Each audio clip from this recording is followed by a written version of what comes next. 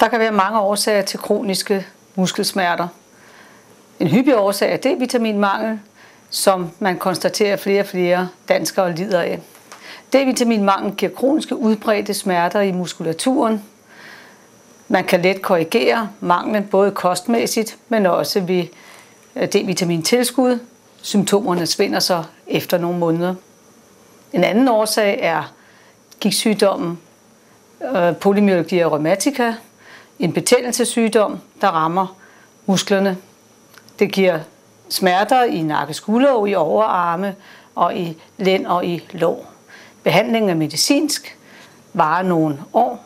Det er som regel prednisolon.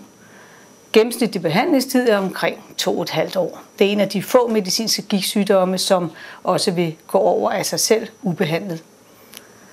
Endelig er der de kroniske udbredte muskelsmerter, som skyldes fibromyalgi. Diagnosen kræver, at man har udelukket anden årsag, blandt andet D-vitaminmangel og muskelgigt, og også nogle af de andre medicinske gigtsygdomme, stofskiftesygdomme.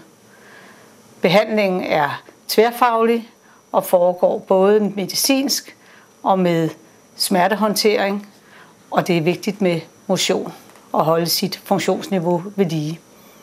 Sygdommen rammer flest kvinder, og diagnosen stilles ved blodprøver og ved som sagt udelukkelse af anden årsag.